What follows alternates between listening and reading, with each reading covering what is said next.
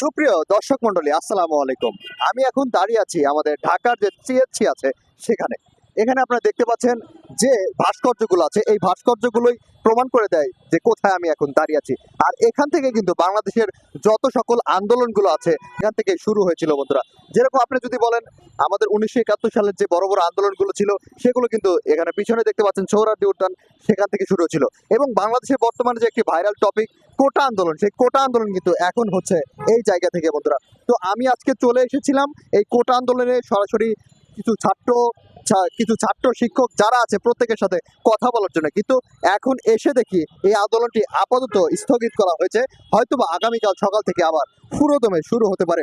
এই আন্দোলনটি আসলে কেন হচ্ছে এটা কিন্তু সকলেই জানেন আপনারা।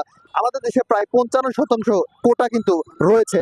প্রত্যেকটা পরীক্ষার ক্ষেত্রে কিন্তু এই ধরনের কোটা নিয়ে যারা রিয়েল স্টুডেন্ট আছে তারা কিন্তু ভোগান্তির শিকার হয়ে যায়। আর এই ভোগান্তির শিকার থেকেই তারা কিন্তু এই আন্দোলনে এসেছে। হয়তোবা আজকে আমরা তাদেরকে আন্দোলনে পেলাম না, এখন কিন্তু হাইকোর্ট থেকে একটা নির্দেশনা এসেছে যে আপাতত এই কোটা বিষয় এটি কিন্তু স্থগিত রাখা হয়েছে, কিন্তু এটি কিন্তু তারা মানছে না। তারা চাচ্ছে পুরোদমে এই শিকড়টাকে তুলে ফেলতে, কোটা নামক অটটি যেন বাংলাদেশে আর না থাকে বন্ধুরা। তো আগামীকাল কিন্তু আবার আমি চলে আসব এই টিএসসিতে, যদি এই কোটা আন্দোলনটি আবারও নতুন দমে সংগঠিত হয়।